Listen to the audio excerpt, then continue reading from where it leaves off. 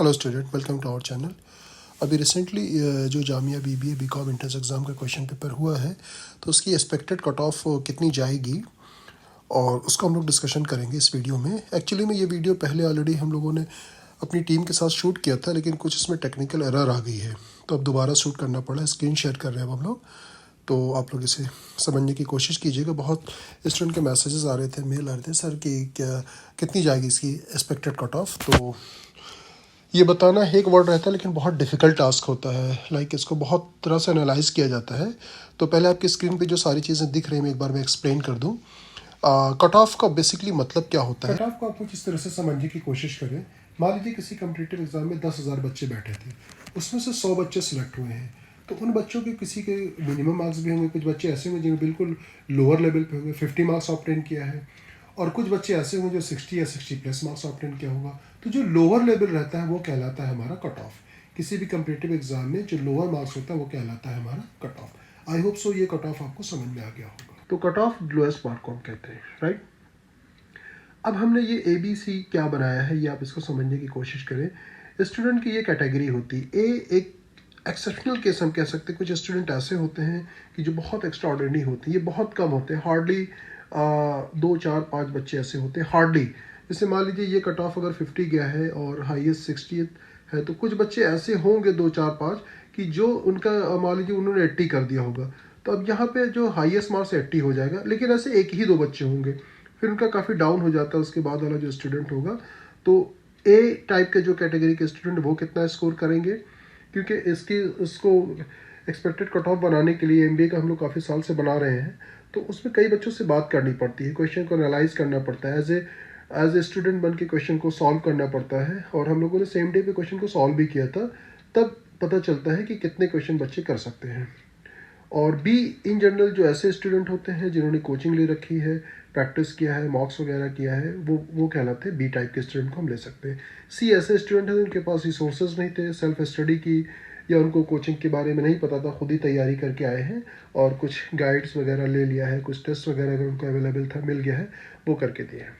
तो बेसिकली जो कंपटीशन जो फाइट होगी वो बी और सी के बीच में ही होती है। ए मैंने आपसे कहा ना, एक्सेप्शनल केस होते हैं, बहुत कम बच्चे ऐसे होते हैं।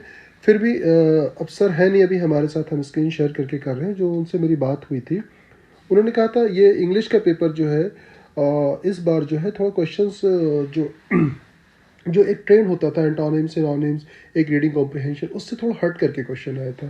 तो इसमें बच्चा जो है वो 10 नंबर कर सकता था इसमें, जो अच्छे बच्चे होंगे, क्योंकि पेपर टफ है, नो डाउट। हम इसी वजह से इंग्लिश को हम पहले ले रहे हैं। जो जिनको हमने बी कैटेगरी में रखा है, बी ABC, आप उसको वो मत लीजिएगा कि ये कैटेगरी हमने जो बनाई है। इन जनरल ज़्यादातर स्टूडेंट जो बैठते हैं, मतलब जो अपेयर होते हैं, वो बी में ही उनको हम रख सकते हैं, क्योंकि वो कोचिंग वगैरह करके आते हैं, काफ़ी तैयारी करके आते हैं। तो वो 8 क्वेश्चन इस पेपर में कर सकते थे। आउट ऑफ 20 में 8 क्वेश्चन वो आसानी के साथ कर सकते थे। और C5। और जो सर से मैंने बात की है GK में, GK का पेपर बिलीव कीजिएगा, जो सेंटर पे हमारे करंट अफेयर्स जो टीम ने जो कलेक्ट किया था, वो जो सर ने पढ़ाया था, जो मॉक्स वगैरह जो हम लोगों ने लिए थे, उससे मिला करके आसानी से 30 क्वेश्चन स्टूडेंट कर सकता था, जो बहुत अच्छी से तैयारी की हुई है। और इन जनरल जो है वो 20 क्वेश्चन, और C में 15 क्वेश्चन कर सकते थे। कुछ क्वेश्चन ऐसे थे कि अगर बच्चे ने करंट अफेयर्स अगर नहीं पढ़ा है तो 5 क्वेश्चन उनको करने में इश्यूज आता है, तो इस वजह से हमने 15 दिया है। मैथमेटिक्स मैं ही पढ़ाता हूँ, तो मैथमेटिक्स में जो हम लोगों ने सेंटर पे असाइनमेंट दिया था, जो रैपिड रिवीजन सेशन जो हम लोगों ने कराया था, और उससे अराउंड 16 क्वेश्चन तो उसी से आ रहे थे। मतलब दैट मीन्स 16 क्वेश्चन आसानी के साथ बच्चा कर सकता था। जो लेवल जिनका बेटर है उनमें, क्योंकि 1-2 क्वेश्चन में कैलकुलेशन थोड़ा ज़्यादा थी, इस वजह से एक कैटेगरी में हमने 16 रखा है। और जो जनरल स्टूडेंट हैं वो आराम के साथ 12 क्वेश्चन कर सकते थे ईजिली, और इसमें हम 8 ले लेते हैं, क्योंकि कुछ वर्ड एंड टाइम के क्वेश्चन थे, थोड़ा डिफरेंट थे इस बार, तो 8 हमने C में लिया है। रीजनिंग में नो डाउट सारे क्वेश्चन ईजी थे, 20 आउट ऑफ 20 भी कर सकते थे स्टूडेंट, लेकिन यहाँ पे हमने 19 लिए हैं, और यहाँ पे 15, और यहाँ पे जो हमने लिए हैं वो आपका 10 क्वेश्चन। तो अगर हम इनके सम कर लें तो ये अप्रॉक्स 75 होते हैं यहाँ पर, और ये हो जाएगा 20 ये हो जाएगा हमारे पास 55। तो और ये जो इसका सम करते हैं ये 30, और ये हम मान सकते हैं कि हम इसमें कुछ बच्चे गलती भी कर सकते हैं। गलती इन द सेंस ये होता है 1-2 क्वेश्चन गलत हो ही जाता है। हम ये मान लेते हैं कि 4 क्वेश्चन मान लीजिए गलत हो गया होगा, 4 सब में 4-4 ही मान लेते हैं, क्योंकि जो बच्चे हम लोग तो बहुत ट्रेन करते हैं बच्चों को कि आप गलत मत करके आइए, भले क्वेश्चन को आप छोड़ दें, तो मान लेते हैं फिर भी 4-5 क्वेश्चन गलत हो जाते हैं। 4 क्वेश्चन गलत करने का मतलब होता है अगर नेगेटिव मार्किंग थी इसमें 0.25 मार्क्स, यानी कि 1/4 मार्क्स। अगर आप 4 क्वेश्चन गलत करते हैं और आपने 75 किया है तो 4 तो वो माइनस होंगे ही होंगे, और 1/4 4 क्वेश्चन का और, यानी कि 5 नंबर माइनस हो जाएंगे। तब आपका यहाँ पे ये जो स्कोर बनेगा ये आपका 70 हो जाएगा, राइट। और इसी तरह से हमारा ये वाला जो स्कोर अब जो बनेगा वो 50 हम मान लेते हैं, 50 बनेगा, और इस वाले स्कोर को हम मान लेते हैं 33, ये बनेगा, राइट। अब जो एवरेज होते हैं बच्चे, ये मैंने कहा ये रेयरेस्ट बच्चे होते हैं, बहुत कम होते हैं, इनको हम अपनी कैलकुलेशन में ऐड नहीं करते।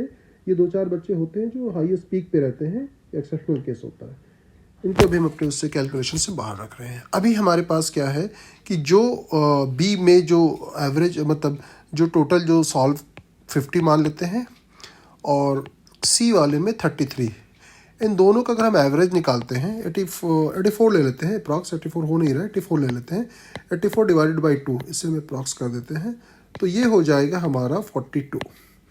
तो अभी हम ये मान सकते हैं कि जो मुस्लिम का जो गया होगा वो 42 से ले करके 45 तक कट ऑफ जा सकता है, लोएस्ट हो सकता है, इससे नीचे भी जाए, क्योंकि पेपर इंग्लिश काफ़ी इंटायरली डिफरेंट था, इसमें इंग्लिश के क्वेश्चन थे, इससे लो भी जा सकता है। और जर्नल में जैसा मैंने कई वीडियो में भी बताया, अक्सर बच्चे पूछते हैं सर जर्नल का बताइए क्या होगा। जर्नल में हम ये मान लेते हैं कि 5 नंबर का ही डिफरेंस होता है, तो इसको हम ले सकते हैं 52। और मुस्लिम में जैसे 5 नंबर अगर हम और इसमें डाउन कर दें मुस्लिम वीमेन के लिए, तो ये हमारा जा सकता है 5 या कभी कभी 2 ही 1 नंबर का डिफरेंस होता है, तो इसको हम ले सकते हैं 38-39 भी हो सकता है मेरी कैलकुलेशन के हिसाब से, और ये इसको हम 2 लिख दें, और ये जा सकता है 42 तक। तो कट ऑफ मोस्ट प्रोबेबली इसी के आसपास रहने वाला है, और हो सकता है 4-5 नंबर का प्लस माइनस का भी हो जाता है डिफरेंसेस, कि कभी 5 मार्क्स और प्लस हो जाते हैं, कभी 5 मार्क्स इससे लोअर भी जा सकता है।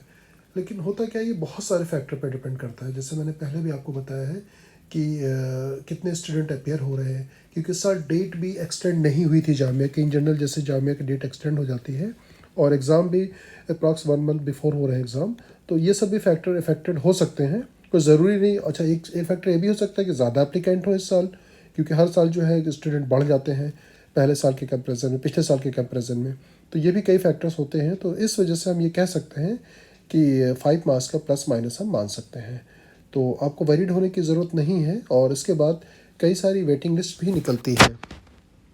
वेटिंग लिस्ट कम से कम आप ये मान करके चलें कि